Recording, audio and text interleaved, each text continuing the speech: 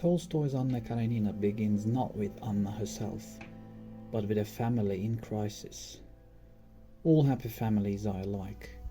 Each unhappy family is unhappy in its own way. That famous line sets the stage.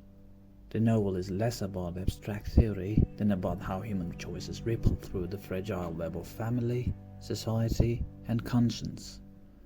Anna's affair with Vronsky is not simply a private passion.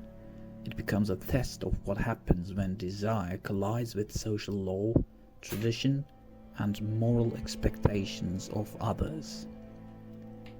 At first, Anna's love feels liberating, a rebellion against the cold marriage to Karenin. But Tolstoy insists that passion cannot be sealed off from the world. Choices made in the name of freedom carry consequences. Estrangement from a son, gossip, and ostracism, the slow erosion of dignity. The novel's existential charge lies here. Freedom is real, but it is never free of cost.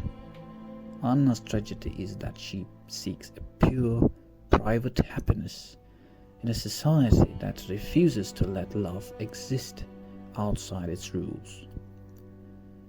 Tolstoy contrasts Anna's collapse with Levin's search for meaning.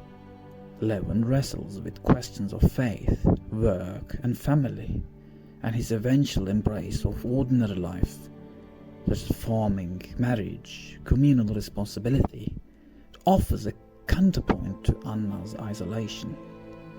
Where Anna's passion burns too brightly and consumes her, Levin's slow acceptance of imperfection points toward a different kind of redemption, not escape from society, but reconciliation with it. The novel's social setting is inseparable from its moral argument. 19th century Russia was torn between aristocratic privilege, modern reforms, and orthodox tradition.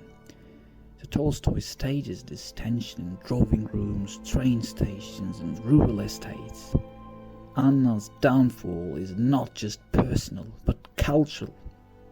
She embodies the collision between individual desire and collective judgment. Her fate shows how moral life is lived not in abstraction, but in the gaze of others, in the structures of family, and in the pressures of class.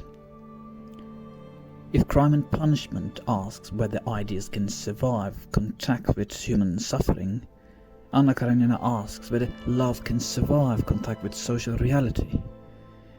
Tolstoy's answer is sobering. Passion alone cannot sustain a life. Without community, faith, or responsibility, freedom risks turning into despair. This is why the novel still matters. It reminds us that choices of the heart are never private experiments. They unfold in a world of obligations, relationships, consequences, where happiness must be lived among others, not against them.